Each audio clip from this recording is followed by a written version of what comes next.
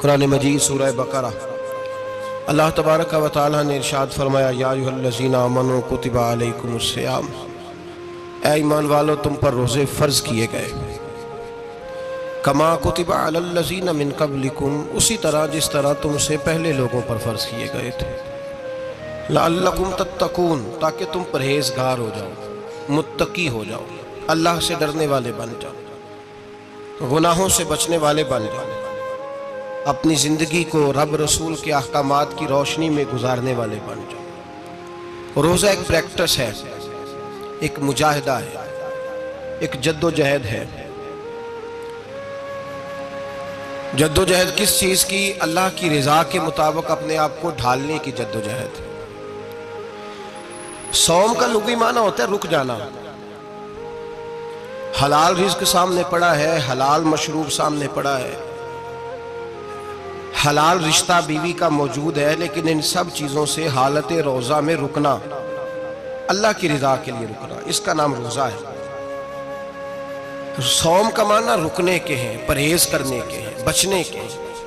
ہر چیز موجود ہے لیکن اللہ کا حکم نہیں ہے تو لہٰذا کھا نہیں سکتے۔ تو رب فرماتے جب جائز چیزیں تو میری مرضی کے بغیر میرے حکم کے نہیں کھا سکتا، تو نے رکنا ہے تو حرام کیسے کھا لیتا ہے؟ جائز چیز کے لیے تجھے حکم ہے، میں کہوں تو کھائے گا، میں کہوں تو نہیں کھائے گا۔ میں نے حکم دے دیا، جائز ہے، روٹی ہے، کھانا ہے، گوشت ہے، تیری فریج میں پڑا سارا کچھ، تو با اختیار ہے، منہ میں دانت بھی ہیں، ہضم کرنے کو ہاضمہ بھی ہے، بھوک کی شدت بھی ہے، پر میری اجازت کے بغیر تو کھا سکتا؟ روزہ رکھ لیا، اب تجھے حکم نہیں کہ تو کھائے۔ جب جائز چیز میری مرضی کے بغیر نہیں کھا سکتا تو ناجائز کیسے کھائے گا؟ میرے نبی پاک علیہ السلام نے اپنے خوبصورت الفاظ کے اندر اس مفہوم کو بیان فرمایا۔ محبوب پاک صلی اللہ علیہ وسلم فرماتے جس نے جھوٹ نہیں چھوڑا، غیبت نہیں چھوڑی، برائی نہیں چھوڑی، اللہ کو اس کے بھوکے پیاسے رہنے کی کوئی ضرورت نہیں۔ وہ کاہے کا رکا ہے؟ جب کوئی کام تو اس نے اللہ کی رضا والا کیا نہیں۔ روزہ رکھ کے دغا کر رہا ہے، روزہ رکھ کے جھوٹ بول رہا ہے، روزہ رکھ کے کم ماپ رہا ہے، تول رہا ہے، دھوکہ دے رہا ہے، رشوت لے رہا ہے، فراڈ کر رہا ہے، حرام کا مال کٹھا کر کے کہتا ہے اس میں سے چلو 10 دیگیں بھی پکا دیں گے۔ وہ بھائی جو کام اللہ نے تجھے کرنے کو حکم دیا تھا، جب تو وہ بجا ہی نہیں لا رہا، مقصد روزہ ہی تو حاصل، لعلکم تتقون۔ روزے کا مقصد یہ ہے کہ تو پرہیزگار ہو جائے۔ میرے نبی پاک علیہ السلام کی بارگاہ عالی مرتبت میں 2 عورتیں آئیں، یہ چیزیں کھا لو، کہنے لگی محبوبہ ہم نے روزہ رکھا ہوا ہے۔ فرمایا نہیں، تمہارا تو روزہ نہیں ہے، حضور رکھا ہوا ہے روزہ، سحری سے لے کر اب تک کچھ نہیں کھایا، شام تک بھی نہیں کھائیں گی۔ محبوب نے فرمایا ذرا کہہ تو کرو، الٹی تو کرو۔ کہہ کی تو ان کے حلق سے خون بھی نکلا اور گوشت کے لوتھڑے بھی نکلے، پھوٹیاں بھی نکلی۔ نبی پاک نے فرمایا وہاں بیٹھ کے تم نے اپنے جاننے والوں کی غیبت نہیں کی، چغلی نہیں کھائی؟ خاموش ہو گئیں، گردنیں جھک گئیں۔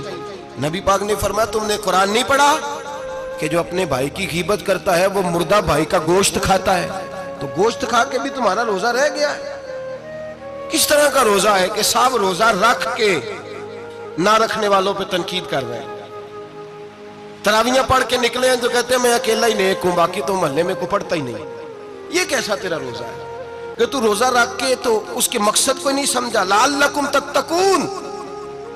روزہ دار تو وہ ہے کہ روزہ رکھا ہوا ہے، کھانے بھی سے رکا ہے، پینے سے بھی رکا ہے، عمل زوجیہ سے بھی رکا ہے، پھر وہ جھوٹ سے بھی رکے، غیبت سے بھی رکے، بدنگاہی سے بھی رکے، حرام خواری سے بھی رکے ساری چیزوں سے۔ یہ بتلائیے کہ روزے کی حالت میں اپنی بیوی کے پاس جانا منع ہے تو غیر محرم کو دیکھنا جائز ہے؟ ہمارے ٹی وی پہ میں نے پہلے بھی کہا تھا کہ ہم ٹھیکیدار اور ذمہ دار نہیں ہیں مذہب کے۔ یہاں ہمارے آنے سے پہلے بھی کوئی بیٹھا تھا، ہم مریں گے تو یہاں ہم سے بڑے بڑے نیک لوگ بیٹھے ہیں، کوئی بندہ ذمہ دار نہیں ہے۔ بڑے بڑے کج کلا، صاحب جبہ و دستار، بڑے بڑے صاحب بصیرت، آئمہ، فقہاء، علماء، زعماء، نقباء، صوفیاء، اولیاء، غوث، کتب، ابدال، اوتاد، کتب الاقطاب، جانے کون کون آئے، علماء آئے، مفسرین آئے، محدثین آئے، گزر گئے۔ ہم تو خاک نشین لوگ ہیں، تھوڑا کام کرنے والے، تھوڑی صلاحیت رکھنے والے۔ لیکن بھائی اگر کرتے ہیں تو ایک کام کرتے ہیں، ساتھ دوسرا نہیں کرتے۔ یہ کس طرح کا دین سکھانے لوگ نکلے؟ کہ شوال سے لے کر شعبان تک گانا سنایا جائے گا، شعبان سے لے کر شوال تک ناچ گانا کیا جائے گا، شوال سے لے کر شعبان تک دھما چوکڑی ہوگی، رمضان آئے گا تو حدیثیں سنائی جائیں گی، رمضان آئے گا تو لوگوں کو قرآن پڑھ کے سنایا جائے گا۔ یہ مذہب بانج نہیں ہے کہ گویے مذہب سکھائیں گے، ایکٹر مذہب سکھائیں گے۔ یہ مذہب بانج نہیں ہے کہ ایک گلاس کے اندر پہلے شراب پی لو، پھر اسی گلاس میں رمضان آئے تو شہد بانٹنا شروع کر دو۔ یہ بانج نہیں، یہ میرے رسول اللہ کا مذہب ہے۔ اگر تمہیں شوق ہے دین سیکھنے سکھانے کا، یکم رمضان کو توبہ کرو اور کہو کہ ہم ٹی وی پہ بیٹھ کے حدیثیں سنائیں گے تو سارا سال سنائیں گے، اور جس زبان سے حدیث نکلے گی پھر اس سے کبھی گندا گانا نہیں نکلے گا، پھر کبھی ناچ گانا نہیں ہوگا۔ یہ کون سا مذہب ہے جو بیویاں سکھا رہی ہیں؟ یہ کون سا دین ہے جو عورتیں سکھا رہی ہیں؟ میرے رسول پاک صلی اللہ تعالیٰ علیہ وآلہ وسلم کا وہ مذہب ہے کہ میرے اعلیٰ حضرت فاضل بریلوی رحمت اللہ علیہ نے فرمایا، مرد کے لیے جائز نہیں کہ وہ عورت کی زبان سے میلاد بھی سنے، نعت بھی سنے۔ مرد کے لیے جائز نہیں، مرد کو مرد سکھائے گا، عورت سکھائے گی تو عورتوں کو سکھائے گی۔ بے شک آپ سویرے فتویٰ دیجئے کہ چھوٹی سی مسجد میں بیٹھ کے، چھوٹے سے کونے میں بیٹھ کے چھوٹا سا مولوی، اور وہاں تو اتنے بڑے مفتی ٹی وی پہ بیٹھے ہوئے ہیں، وہ غلط ہے تو صحیح ہے کیسے ہو گئے؟ سنو، میرے نبی پاک علیہ السلام کے مذہب کا حسن یہ ہے کہ اسلام کہتا ہے ایک نظر بی بی کو دیکھا کسی نے غلطی سے تو معافی ہو جائے گی، دوسری نظر شہوت سے دیکھا تو حرام ہے اس کے لیے، وہ پاکستان کا مولوی ہو یا سعودی عرب کا شاہ ہو، کسی کے لیے عورتوں کے بیچ پھرنا اٹھنا بیٹھنا جائز ہے؟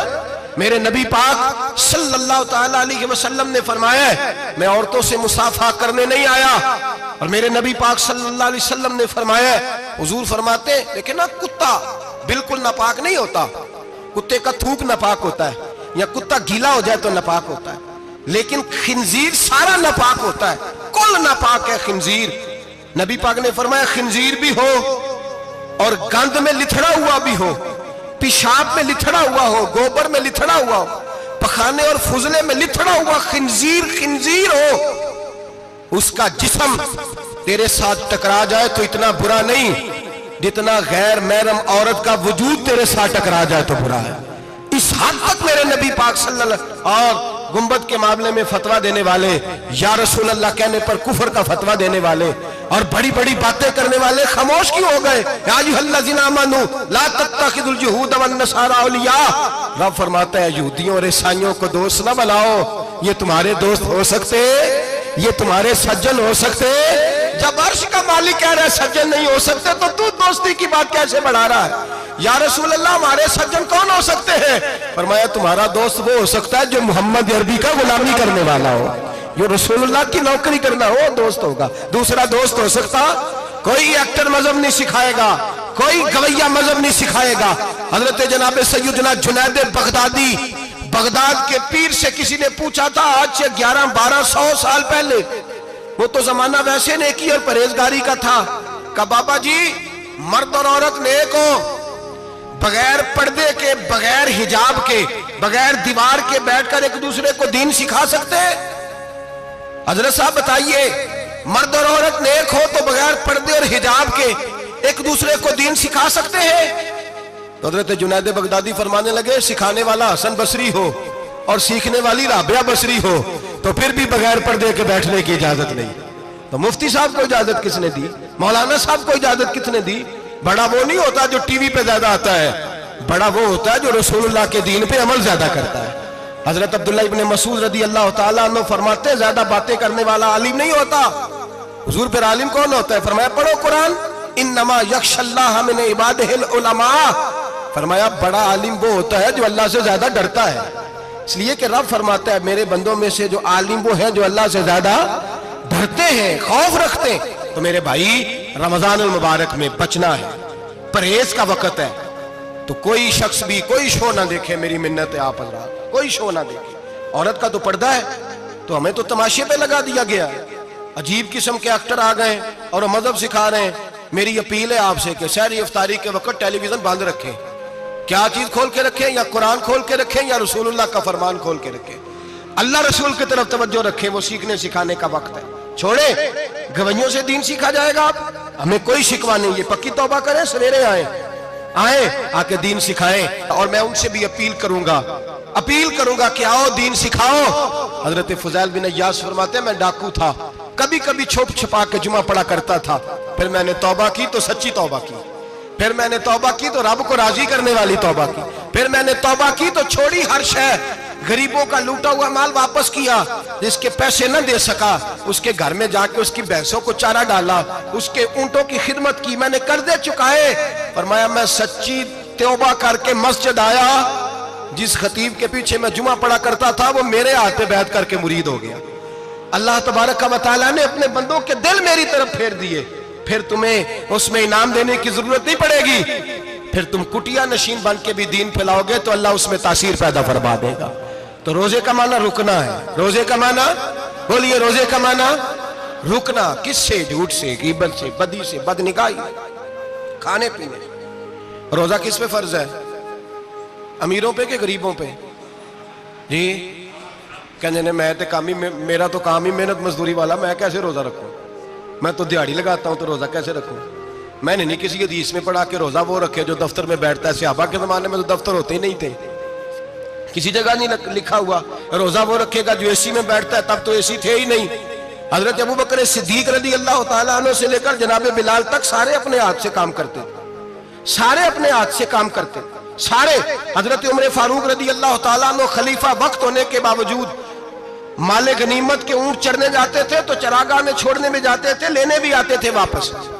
سارے لوگ اپنے ہاتھوں سے مشقت والے کام کرتے، حضرت بلال مزدوری کرتے، سلمان فارسی مزدوری کرتے، مقداد مزدوری کرتے، صحابہ مزدوریاں کرتے، روزے رکھتے، اور رمضان کے جانے کا وقت ہوتا تو در رسول پہ کھڑے ہو کے عرض کرتے محبوبہ دل نہیں بھرا، دل کرتا ہے کبھی رب سارا سال ہی روزے عطا کرے، سارا سال رمضان دے تو ہم سارا سال روزے رکھنے کو تیار ہیں۔ جذبہ تھا، طاقت تھی، ہمت تھی۔ آج نوجوان لڑکا ہے کہتا ہے مجھ سے بھوک برداشت نہیں ہوتی۔ میرے بھائی رب بیماری لا دینا، اللہ سے دعا مانگے اللہ شفائے عطا فرمائے، اور دعا کرے اللہ آزمائش سے محفوظ فرمائے۔ آپ یقین کریں میں نے لوگوں کو دیکھا ہے حلق سے قطرہ نہیں اترتا، خوراک کی نالی لگی ہوئی ہے، اعلیٰ غذائیں پکی ہوئی پڑی ہیں، عرش کا مالک کہتا ہے میں تیرے حلق سے گزرنے نہیں دوں گا، قانون بن گیا۔ میں نے دیکھا ہے ڈرپ پہ لوگ زندہ ہے، بوتل لگی ہوئی ہے، گلوکوز کی، گزارا چل رہا، اعلیٰ غذائیں پڑی ہیں، لاکھوں روپیہ تجوری میں پڑا ہے۔ مالک کہتا ہے تو نہیں کھا سکتا تو وہ کھانے نہیں دیتا، نہیں کھانے دیتا۔ ایک شخص یورپ کے علاقے کا، میں کسی کالم نویس کا پڑھ رہا تھا، وہ کہتا ہے میری خربوں میں جائیداد ہے لیکن میرے معدے میں ایسی تکلیف ہے کہ میں آٹے کو چھان کر جو اوپر سے بورا نکلتا ہے صرف وہ کھا سکتا ہوں، اس کے علاوہ میں کائنات کی کوئی نعمت کھا نہیں سکتا۔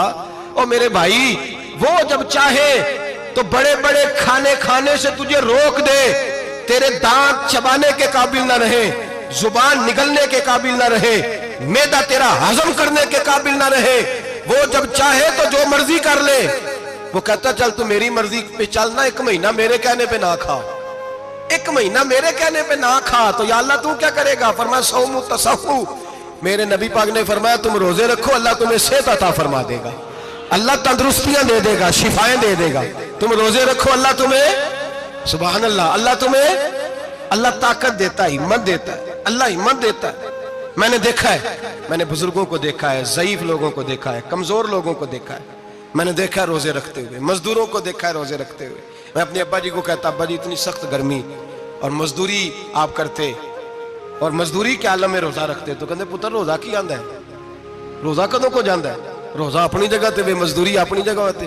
اور کئی دفعہ میں نے فرمان لگیا میں نے یار سمجھ کوئی نہیں لگ دی، پتہ نہیں روزیاں چ اللہ طاقت کتوں دے چھڑ دے نہیں زیادہ، کام بھی زیادہ کرید ہے تے روزہ بھی بھائی صوم تصحو، میرے مصطفیٰ نے فرمایا تو روزہ رکھ اللہ تجھے صحت عطا فرما دے گا۔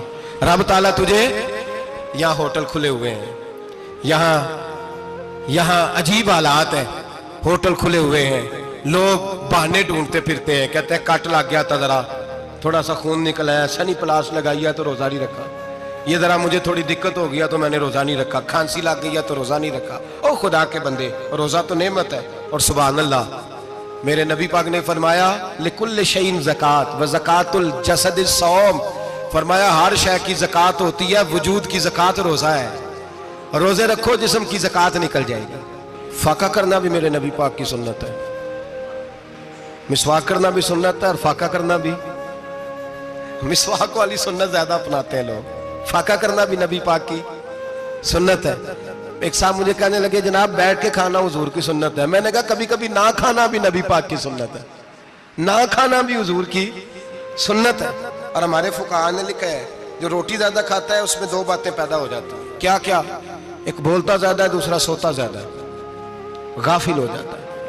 فقہ اور حکیم اطباء ڈاکٹر کہتے ہیں کہ پیٹ خالی رہے نا جس آدمی کا, اس کا حافظہ مضبوط ہوتا ہے, اس کے ذہن کی گرہ کھلتی ہے. زیادہ کھانے سے تو خماری چڑھتی ہے دماغ, ڈھونڈتے پھرنا روٹی کدھر سے آج اچھی ہے, گھر میں نہیں پکی تو ہوٹل چلے جانا, کھانے کے سوا اور کام ہی کوئی نہیں. اور صاحب میرے نبی پاک علیہ السلام نے فرمایا کافر 7 آنتوں سے کھاتا ہے, 7 آنتوں سے, اور فرمایا میرا مومن 1 آنت سے کھاتا ہے. اس کے وجود میں کھانے والی 1 آنت ہے, کافر 7 آنتوں سے کھاتا ہے.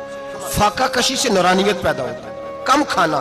دیکھیں نا نبی پاک صلی اللہ علیہ وسلم نے اللہ سے فاقہ مانگ کے لیا ہے, یا اللہ 1 وقت روٹی دے 1 وقت کا فاقہ دے, مانگ کے لیا نبی پاک نے, مانگ کے. حضرت ابو ہریرہ رضی اللہ تعالیٰ عنہ فرماتے ہیں بھوک زیادہ لگتی تھی نا جب مجھے, تو میں حضرت عمر سے, ابو بکر سے, عثمان, مولا علی سے کوئی مسئلہ پوچھ لیتا تھا, اور جب میں مسئلہ پوچھتا تھا تو وہ مجھے روٹی کھلا دیتے تھے. جب میں ان سے مسئلہ پوچھتا تو وہ مجھے, حضرت ابو ہریرہ فرماتے ہیں مجھے بھوک لگی, میں حضرت عمر کے پاس گیا, ان سے مسئلہ پوچھا. ان کا رواج تھا جب میں مسئلہ پوچھتا تو پہلے روٹی کھلاتے. ہمارے بزرگ یہ فرماتے ہیں کہ کھانے کھلا کے دین پڑھاؤ. صرف تمہارا کتب خانہ نہیں کھلا ہونا چاہیے, تمہارا دسترخوان بھی کھلا ہونا چاہیے. کسی نے نبی پاک صلی اللہ علیہ وسلم سے پوچھا تھا بہترین مسلمان کون ہے؟ حضور نے فرمایا جو سلام لینے میں پہل کرے اور روٹی زیادہ کھلائے, جو روٹی ہر وقت فکر کرے آ یار تو روٹی کھا لے, روٹی کھانے کی طرف توجہ دلائے. کھلانا سنت ہے, زیادہ کھانا اس میں بھی فرق رکھیں. تو نبی پاک صلی اللہ علیہ وسلم کے صحابی حضرت ابو ہریرہ رضی اللہ تعالیٰ عنہ فرماتے ہیں میں نے حضرت عمر سے مسئلہ پوچھا, میں نے کہا حضور مسئلہ بتائیں, تو کہتے پہلے ان کی عادت تھی جب میں مسئلہ پوچھتا تو روٹی بھی کھلاتے, آج انہوں نے مسئلہ ہی بتایا ہے, روٹی کوئی نہیں کھلائی. تو مجھے کہنے لگے ابو ہریرہ تو سوچتا ہوگا روٹی نہیں اس نے پوچھی, تو نے کب سے کھانا نہیں کھایا؟ میں نے کہا صبح سے. تو جناب عمر کہنے لگے میں نے کل صبح سے نہیں کھایا. چل ابو بکر صدیق کے گھر مسئلہ پوچھتے ہیں. کہتے جناب صدیق اکبر کے دروازے پہ گئے, جا کر کے ان سے مسئلہ پوچھا. ان کی بھی عادت تھی جب کوئی مسئلہ پوچھنے جاتے تو دسترخوان بچھا لیتے, کہتے آؤ روٹی بھی کھلاتا ہوں مسئلے بھی بتاتا ہوں. کہتے ہیں گئے تو انہوں نے بھی مسئلہ بتایا, روٹی کوئی نہ پوچھی. تو کہنے لگے عمر ابو ہریرہ تم لوگوں نے کل پرسوں سے نہیں نہ کھایا ہوگا. اور ابو بکر کو 4 دن گزر گئے ہیں, تھوڑا سا دودھ ملا ہے یا کھجور ملی ہے, روٹی کوئی نہیں ملی. چلو در رسول پہ چلتے, آؤ حضور کی بارگاہ. کہتے ہیں نبی پاک کی بارگاہ میں آئے, حضور نے چہرے دیکھے, کریم سے مسئلہ نہیں پوچھنا پڑا. میرے مصطفیٰ کریم نے فرمایا بھوک لگی ہوئی ہے تم تینوں کو, 3-4 دن ہو گئے. اللہ کے رسول نے فرمایا مجھے پورا ہفتہ ہو گیا ہے. سبب کچھ اور ہے جس کو تو خود سمجھتا ہے. زوال بندہ مومن کا بے زری سے نہیں, بھوک نقصان کا وجہ نہیں بنی, وجہ کوئی اور بنی ہے. رشوتیں جو بازار گرم ہوئے ہیں لوٹ مار کے, یہ روٹی کے لیے نہیں, یہ زیادہ کھانے کے لیے, یہ بینک بیلنس کے لیے گرم ہے. یہ لوٹ مار کا مقصد کوٹھیاں بنانا ہے, روٹی کا تو رب کریم کا وعدہ ہے. جو روز روتا ہے شام کو کہ میرا کاروبار کوئی نہیں, اصل میں کہتا ہے بنگلہ کوئی نہیں, اصل میں کہتا ہے کار کوئی نہیں, پجاروں کوئی نہیں, روٹی تو اللہ عطا فرماتا ہے, اس کا وعدہ ہے. فرمایا حضور نے 3 دن بیت گئے, چلو. میرا بے تکلف صحابی ہے ابو الحسن انصاری, وہ بڑے نصیب والے ہوتے ہیں جن کو میرے نبی پاک خود کہتے تھے کہ تیری فلانی ذمہ داری ہے. اس زمانے کا تو کسی کو کہہ دیا جائے تیری ذمہ داری ہے تو کہتا ہے یہ تو پھٹیکے ڈالنے لگ گئے, یہاں سے تو چھٹی کر جانی چاہیے. خوش ہوتے تھے صحابہ کہ ہماری ذمہ داری لگی. کہتے ہیں حضرت ابو الحسن انصاری کے گھر گئے, نبی پاک نے فرمایا بھوک بڑی لگی ہے کھانا لا. کہتے ہیں حضور نے اسے کہا تو اس آدمی کو تو وجد ہی ہو گیا. اس نے کہا میرے اتنے نصیب کہ حضور کا یہ کھانا کھلا. آؤ دیکھو دنیا والوں, آج جو سب سے زیادہ عزت والا ہے وہ میرا مہمان بنا ہوا ہے. فرماتے ہیں وہ دوڑے گئے, بکری اٹھائی, ذبح کی, بیوی کو کہنے لگے روٹی تیار کر. ادھر کھجوریں توڑی, انگور توڑے, کہنے لگے حضور آپ جب تک تناول کریں تب تک کھانا پک جاتا. حضرت عمر کہتے ہیں روٹی پک کے آئی, بڑا پیارا گوشت, بڑا اچھا سالن, بڑا خوبصورت خلوص والا کھانا. فرماتے ہیں میں نے بڑا ہی کھایا. نبی پاک نے نا ایک روٹی لی اور چھوٹی چپاتی, تھوڑا تھوڑا سالن کونوں سے, اور جب نبی پاک نے کھا لیا تو حضور کی آنکھوں میں آنسو آئے. حضرت عمر کہنے لگے حضور روئے کیوں؟ نبی پاک نے فرمایا سوچتا ہوں 7 دن کے فاقے کے بعد کھایا ہے، پر ڈرتا ہوں رب اس کا حساب پوچھے گا تو جواب کیسے دینا ہے؟ اس کا حساب بھی تو دینا ہے نا جو کھایا ہے۔ تو حضرت عمر فاروق کے ہاتھ میں کچھ چیز تھی، زور سے زمین پہ ماری، کہا محبوبہ 7 دن کے بعد بھی روٹی کھائے تو حساب دینا ہے؟ نبی پاک فرمانے لگے عمر وہ مالک ہے نا، تو جب دیتا ہے تو حساب نہیں لے سکتا؟ حساب تو دینا ہے، حساب تو دینا ہے، تیاری رکھو۔ صحابہ کرام فرماتے ہیں ہم نے ارادہ کیا کہ آج کے بعد ہم پھر فاقے کریں گے، کم کھائیں گے، اس لیے کہ حساب دینا ہے۔ میرے بھائی وہ فاقہ کشی کرتے تھے، ڈرتے تھے۔ یہاں تو لوگ کھا کے بیمار ہیں، کھاتے جا رہے ہیں، سوتے جا رہے ہیں، کھاتے جا رہے ہیں، سوتے جا رہے ہیں۔ یہ بھی وقت آئے گا رمضان شریف کا، سویرے درس پہ آؤ کہتے نیند بڑی آتی ہے، سویرے 2 سپارے پڑھ کے سویا کرو کہتے صاحب نیند بڑی آتی ہے، فجر کے بعد ہی تو وقت ہوتا ہے اللہ اللہ کرنے کا، شہری کا، کھاتے جا رہے ہیں، سوتے۔ لوگ جماعت سے نماز نہیں پڑھتے سو جاتے، جماعت کا ثواب چھوڑ کے سو جائیں گے۔ بھائی رمضان المبارک میں فاقہ کشی کی ٹریننگ ہوتی ہے، فاقہ کشی کی تربیت لے، رمضان میں روکے اپنے آپ کو، تربیت ہوگی۔ اور ہمارے صوفیاء فرماتے ہیں جو زیادہ کھاتا ہے اس کا نفس اس کو زیادہ پہ مائل کرتا ہے، خواہشات نفس پیدا ہوتی ہیں۔ میرے نبی پاک علیہ السلام نے جوانوں کو حکم دیا ہے، یا معاشر الشباب، او جوانوں، یا رسول اللہ کیا حکم ہے؟ فرمایا یا نکاح کر لو اگر طاقت ہے، نہیں طاقت تو روزے رکھو۔ حضور روزے سے کیا ہوگا؟ فرمایا تمہارا نفس کچلا جائے گا، شیطان وسوسہ اندوزی نہیں کرے گا۔ آج نوجوان بڑھ بڑھ کے کھاتا ہے، بہت زیادہ کھاتا ہے، کبھی اس ہوٹل سے کھاتا ہے، کبھی اس ہوٹل سے کھاتا ہے۔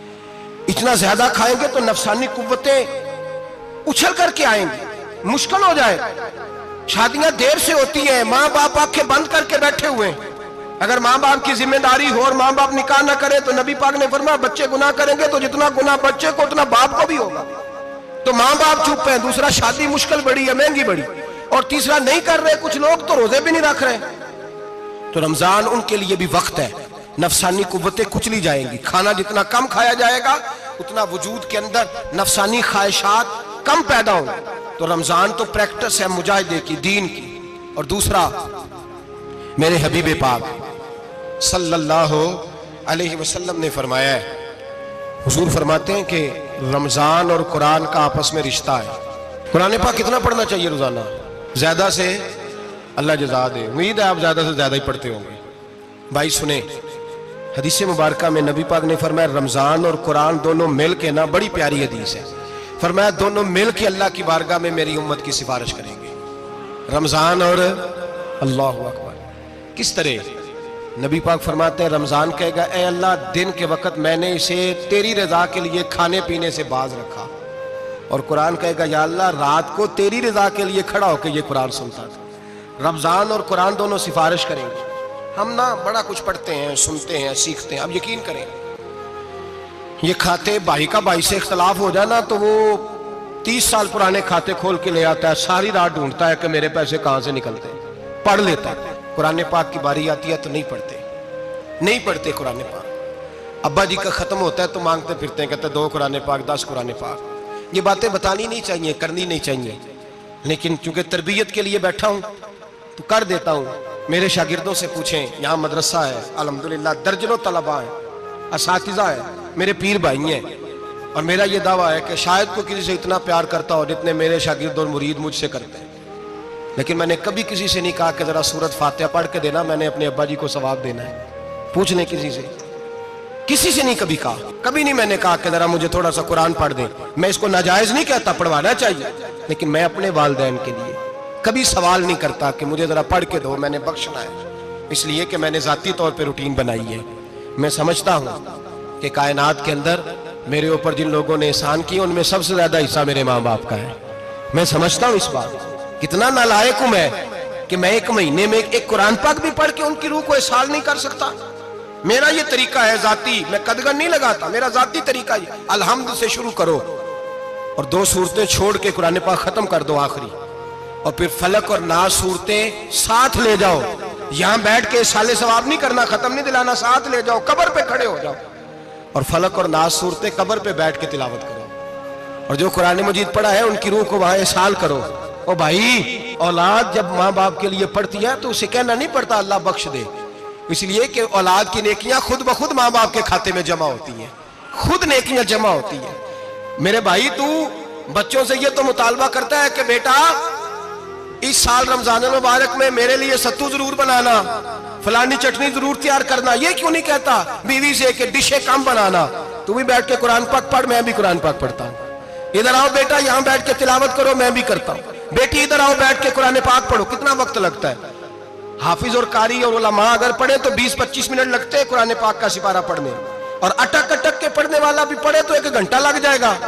اور میرے نبی پاک صلی اللہ علیہ وسلم نے فرمایا جو قرآن پڑھتے ہوئے اٹکتا ہے اللہ اسے ڈبل ثواب عطا فرماتا ہے۔ فرمایا جو زبانی پڑھے سنگل ثواب، جو دیکھ کے پڑھے اسے ڈبل ثواب۔ حضور کیوں؟ فرمایا اس لیے کہ میرا قرآن دیکھنے پہ بھی اللہ ثواب عطا فرماتا ہے، قرآن دیکھنے پہ بھی اللہ ثواب دیتا ہے، دیکھنے کا بھی ثواب۔ رمضان شریف میں قرآن پاک پڑھے، کھول کے پڑھے۔ اور میرے بھائی اگر تیرا بچہ پڑھے، اگر تیری بیٹی پڑھے، کائنات کا خوش نصیب باپ وہ ہے کہ بیٹا قرآن پڑھے، چاہے ناظرہ ہی پڑھے، جس کی بیٹی پڑھے۔ زندگی میں انہیں اس کام پہ لگا جاؤ، مرنے کے بعد بھی پڑھیں گے۔ امام جلال الدین سیوطی شافعی رحمت اللہ علیہ فرماتے ہیں حضرت عیسیٰ قبر کے پاس سے گزرے، قبر پہ عذاب ہو رہا تھا، اللہ کا غضب برس رہا تھا، جناب عیسیٰ استغفار پڑھتے ڈرتے گزر گئے۔ تھوڑی دیر کے بعد، چند گھنٹوں کے بعد گزرے تو اسی قبر پہ پھول کھلے ہوئے تھے، رحمت برس رہی تھی۔ حضرت عیسیٰ علیہ السلام عرض کرنے لگے مولا تو بے نیاز ہے، میری طاقت نہیں تیرے کاموں میں بولنے کی، پر ابھی تو یہاں عذاب ہو رہا تھا، ابھی رحمت برس رہی ہے۔ جناب عیسیٰ کہتے ہیں آواز خدا بندی آئی، عیسیٰ بندہ بڑا گناہگار تھا، پاپی تھا، مجرم تھا، خطاکار تھا، لیکن جب اس کا انتقال ہوا، اس کی بیوی حاملہ تھی، اس کے پیٹ میں بچہ تھا، بچہ اس کے انتقال کے بعد پیدا ہوا، آج وہ 4-4.5 سال کا ہوا ہے، مکتب میں گیا ہے، مدرسہ میں گیا ہے، استاد نے بسم اللہ شریف پڑھائی ہے، فرمایا اس نے توتلی زبان سے کہا ہے بسم اللہ الرحمن الرحیم، کہ عیسیٰ مجھے بتلا اس زمین پر وہ معصوم جسے ابھی رحمان اور رحیم کہنا نہیں آتا، وہ توتلی زبان سے مجھے رحمان اور رحیم کہے اور میں اسی زمین پہ اس کے باپ کو عذاب دوں؟ فرمایا اس نے ایک بار رحمان اور رحیم کہا ہے، میں نے اس کی باپ کی قبر کو نور سے معمور فرما دیا ہے، نور سے بھر دی ہے قبر، برکت سے بھر دی ہے۔ اللہ کرے میرے بیٹے بھی قرآن پڑھیں، اللہ کرے میری بیٹیاں بھی قرآن پڑھیں، اللہ کرے ہم سب کی اولادیں قرآن پاک پڑھیں۔ لیکن نا امام اعظم ابو حنیفہ رمضان میں 61 قرآن پاک پڑھتے تھے۔ کتنے؟ 60 ٹیک، اللہ اکبر۔ ایک قرآن پاک دن میں پڑھتے پورا، ایک رات کو پڑھتے، ایک تراویح میں پڑھتے، 61 قرآن پاک امام صاحب پڑھتے۔ آپ فرماتے ہیں میں نے چھوڑ دیے سارے وظیفے، میں صرف رسول اللہ کا قرآن پڑھتا ہوں، رمضان سارا قرآن پاک، سارا رمضان۔ اب تو عادت ہی نہیں رہی ہمیں قرآن پاک کی، اگر لوگ ناراض نہ ہوں تو محفل نعت ہوتی ہے تو تلاوتیں کتنی ہوتی ہیں، اور نعتیں ہم نے ذوق ہی نہیں بنایا، ذوق ہی نہیں بنایا ہم نے تلاوت قرآن کا، اس لیے کہ قراء علماء فقراء ان کو ہم تیار ہی نہیں کر رہے، ہم تو ایکٹر پال رہے ہیں جو پیسے لیتے ہیں نعت خوانی کے، معاذ اللہ۔ او میرے بھائی کیا قرآن میرے نبی کی نعت نہیں؟ حضرت عائشہ صدیقہ رضی اللہ تعالیٰ عنہ کے پاس صحابہ گئے، کہنے لگے اماں جی ہمیں نبی پاک کا اخلاق بتلائیں، تو اماں جی کہنے لگی جاؤ جا کے قرآن پاک پڑھو، کالا خلقہ القرآن، سارا قرآن میرے نبی کے اخلاق کا ہی نام ہے، یہ ساری نعت ہے، یہ ساری نعت ہے۔ اس نعت کو سننے لوگ کیوں نہیں آتے؟ اتنا راش میں اپنے نعت میں اتنا تراویح پہ کیوں نہیں ہوتا؟ اور ملت کا جوان یاد رکھے، بوڑھے تراویحاں پڑھتے ہیں، ضعیف تراویحاں پڑھتے ہیں، گھٹنوں میں درد ہے تراویحاں پڑھتے ہیں، بیمار بوڑھے تراویحاں پڑھتے ہیں، جوان وہاں چوک میں کھڑے۔ کیا جوانی اس لیے ہے چوکوں میں کھڑا ہوا جائے؟ کیا جوانی اس لیے ہے کہ سعودی عرب جانے کے لیے پاسپورٹ بنانا ہو تو 2.5 گھنٹے کھڑا رہے، تو شناختی کارڈ کے دفتر تو کھڑا رہے، پروٹیکٹر کے لیے کھڑا رہے، کافروں کے سامنے کاسا لیسی کرنے کے لیے تو کھڑا رہے، تو نوکری پہ جائے تو ساری رات کھڑا رہے، اور تو قرآن کے لیے کھڑا نہیں ہوتا؟ میرے محبوب نے فرمایا من قام ایمانا واحتسابا غفر له ما تقدم من ذنبه، فرمایا جو رمضان المبارک میں اللہ کی رضا کے لیے گناہوں کی معافی کے ارادے سے قیام کرے گا، راتوں کو عبادت کرے گا، اللہ اس کے پچھلے سارے گناہ معاف فرما دے گا۔ نوجوان ارادہ کریں، پروگرام بنائیں کہ انشاءاللہ قرآن پڑھنا بھی ہے، قرآن پڑھوانا بھی ہے، سننا بھی ہے، اور انشاءاللہ بولیے سننا بھی ہے اور پڑھنا بھی ہے اور پڑھانا بھی۔ ہمت کریں، دلیری کریں، آکے کھڑے تو ہو، اللہ توفیق عطا کرے گا۔ پہلی بات یہ کہ روزہ رکھیں، دوسری بات یہ کہ قرآن پاک کی تلاوت کریں، اور روزہ رکھیں تو روزے کے سارے حسن سمیت اسے رکھیں. نبی پاک نے فرمایا رمضان غمخاری کا مہینہ ہے, غمخاری کریں. ہمارے زمانے میں دو قسم کی تکلیفیں ہیں. ایک تو غریب آدمی, اس کا حال یہ ہے کہ وہ مانگتے ہی گزارا کرنا چاہتا ہے. اس نے ہاتھ یوں کر لیا ہے تو اب اس کا یوں ہونے کو تیار نہیں. ضرورت اگر کسی آدمی کو کسی دروازے پہ لے جاتی ہے تو برا نہیں, لیکن سوال کا اپنے اوپر دروازہ کھول لینا یہ ٹھیک نہیں. فاقہ کشی پیدا کریں, حوصلہ پیدا کریں, تھوڑے پہ گزارا کرنا سیکھیں. غریبوں کو بھی اجازت نہیں کہ وہ نکل کھڑے ہوں میدان میں مانگنے کے لیے. ٹولیاں نکلتی ہیں رمضان میں, جتھے نکلتے ہیں خیرات کٹھی کرنے میں. بچیں. میرے نبی پاک صلی اللہ علیہ وسلم نے فرمایا جس نے بغیر ضرورت کے سوال کیا, جب قیامت کے دن آئے گا تو اس کے چہرے کے اوپر گوشت نہیں ہوگا, صرف ڈھانچہ ہی ہوگا.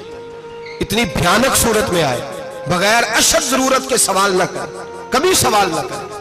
اور امیروں سے گزارش ہے کہ رمضان ہمدردی کا مہینہ ہے, ہمدردی کریں تو سامنے والے کی عزت کا بھی خیال کریں. یہ بات درست ہے کہ غریب سیاڑا نہیں ہوتا, اس لیے کہ جس کی جیب میں پیسے نہیں ہوتے بھائی اسے عقل بھی نہیں ہوتی.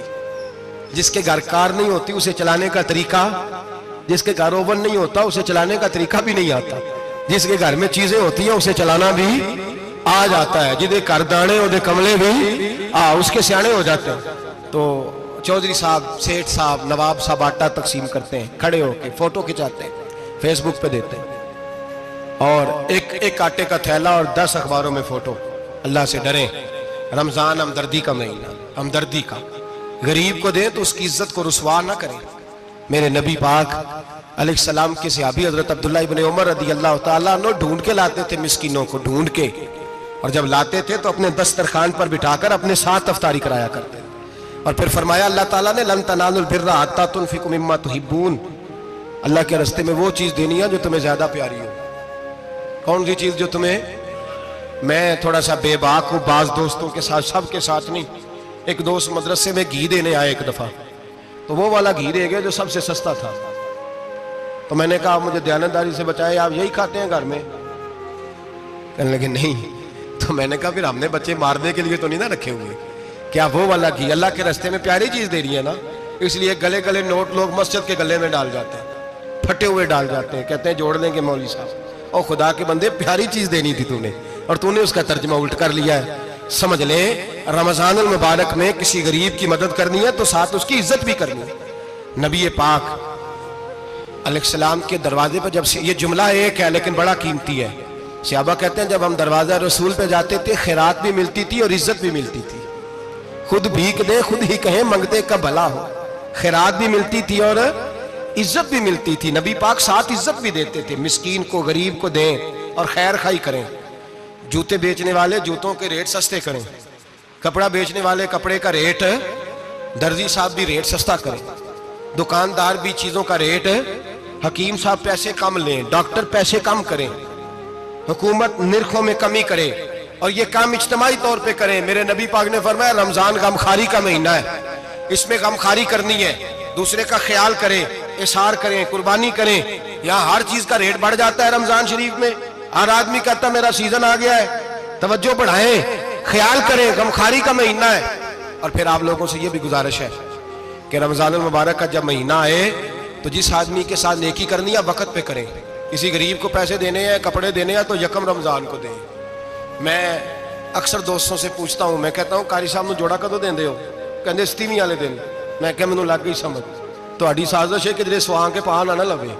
ایویں مولوی چودھری صاحب دے نال دے کپڑے پا لے تے کتے لکھیا ہے اینوں دینا ہے 27ویں. تسی دسو 27ویں والے دن کو درزی سی کے دیندا ہے, اونوں 3 گنا بھی پیسے دئیے تے کہندا جڑے باقی نے انہاں دے نہیں بٹن پہ لگ دے میرے کولوں, کتھوں جوڑا سی کے. تو کس دن دیتے ہو قاری صاحب؟ کیا مقصد ہے؟ پہننے کے لیے دے رہے ہو یا اس لیے دے رہے ہو کہ نہ پہن سکے؟ تو بھائی آپ جب کسی کو کچھ چیز دیں گے تو کب دیں گے؟ جب وہ استعمال کر سکے. غریب کو لوگ فطرانہ دینے جاتے ہیں عید سے 1 دن پہلے, تو کیا کرے گا اس کا؟ نہ تو کپڑے خرید سکا نہ روٹی لا سکا. بلکہ میرے حضرت صاحب فرماتے ہیں رمضان سے پہلے دے دو, رمضان کی نیت کر کے رمضان سے 1-2 دن پہلے دے دو, اللہ رمضان جتنا ثواب ہی عطا فرمائے گا. رمضان سے پہلے دو جس کو کچھ ہے دن, قبل از وقت تیاری کرو.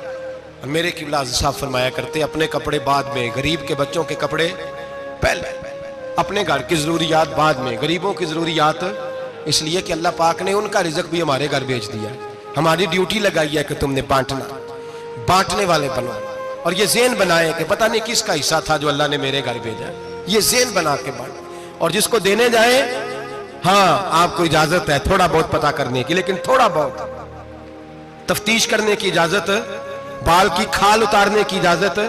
میں نے دیکھا ہے لوگ غریبوں کا انٹرویو لیتے ہیں، تیرا تو فلانا کمانے والا نہیں،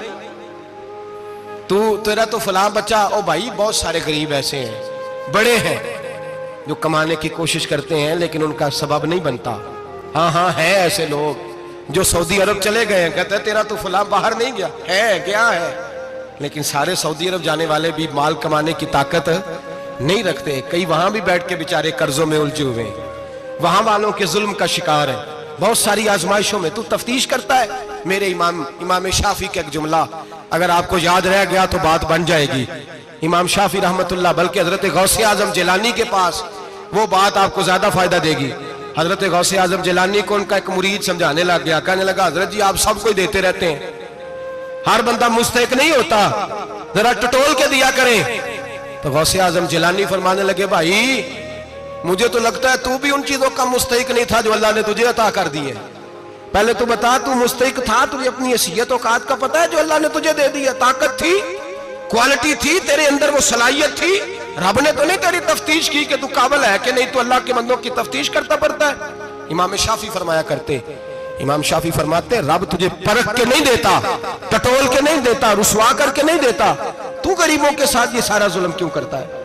بس پتہ چل گیا وہ ضرورت مند ہے تو دے، اس لیے کہ اجر تجھے غریب نے نہیں دینا، اجر اللہ نے دینا ہے، اور اللہ اجر عمل پہ نہیں دیتا، اللہ تو نیت پہ اجر عطا فرماتا ہے۔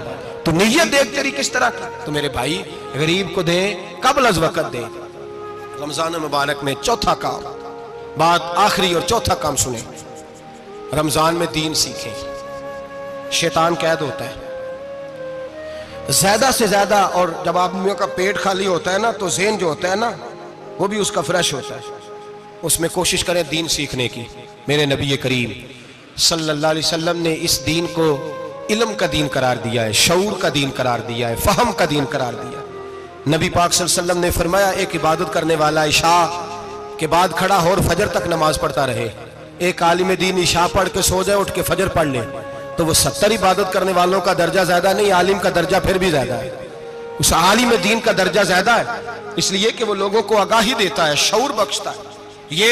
یہ دین جو ہے یہ، اور نبی پاک صلی اللہ علیہ وسلم نے فرمایا عبادت کرنے والے پر عالم کا درجہ اتنا ہی زیادہ ہے جتنا میرا درجہ اپنے غلاموں پر زیادہ ہے۔ عالم کو حضور نے اتنا بڑا مقام دیا، دین سیکھیں، شعور حاصل کریں، یہ فقاہت کا دین ہے، شعور حاصل کرنے کا دین ہے۔ اور نبی پاک صلی اللہ علیہ وسلم نے فرمایا دین کی ایک بات سیکھ لینا 1000 نفل پڑھنے سے زیادہ درجہ رکھتی ہے، دین کی ایک بات سیکھ لینا 1000 جنازے میں شرکت سے زیادہ درجہ رکھتی، دین کی ایک بات سیکھ لینا، میرے نبی پاک صلی اللہ تعالیٰ علیہ وسلم ارشاد فرماتے 1000 مریض کی عیادت کرنے سے زیادہ درجہ رکھتی۔ فرمایا جس نے رات کے ایک لمحے میں دین کی ایک بات سیکھی، اللہ اسے ساری رات عبادت کرنے سے زیادہ ثواب عطا فرمائے گا۔ میرے ایسا فرمایا کرتے جب سیکھنے والے کو یہ ثواب ملے گا تو بتائیے سکھانے والے کو کتنا ثواب ملے، اسے اللہ کتنا درجہ۔ رمضان آ رہا ہے، شیطان قید ہے، دین پھیلانے کی کوشش کریں، جد و جہد کریں۔ بڑی نیند آتی ہے فجر پڑھ کے، لیکن اگر کسی کا ارادہ بن جائے کہ دین سیکھنا بھی ہے اور دین بچوں کو، تو پھر کوئی نیند غلبہ۔ ایک مثال ایک عالم نے سمجھائی، کوئی بزرگ تھے درویش عالم، ان کے پاس ایک عورت آئی، کہنے لگی میں بچوں کو سویرے بڑا جگاتی ہوں، بچے جاگتے نہیں نماز کے لیے۔ بڑا عجیب جواب دیا بزرگوں نے، درویش نے، عالم نے، کہنے لگے بی بی کیوں نہیں جاگتے، جگایا کر، بیدار کیا کر، اٹھایا کر۔ کہنے لگی بڑی جدوجہد کرتی ہوں، اٹھتے نہیں، بیدار نہیں ہوتے۔ اللہ والے تھے نا، کہنے لگے یہ بتا اگر اس کمرے میں آگ لگ جائے تو پھر بچوں کو کیسے بیدار کرے گی، آگ سے بچانے کے لیے کیا کرے گی؟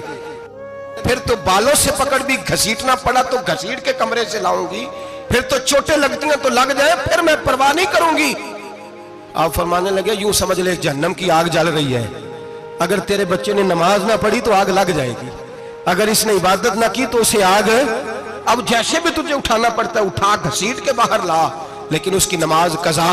نیند بڑی آ رہی ہے سویرے، لیکن اگر دین نہ سیکھا تو مشکل ہو جائے۔ جیسے بھی اپنے آپ کو جگانا چاہیے، ہمت کرنی چاہیے، دلیری کرنی چاہیے۔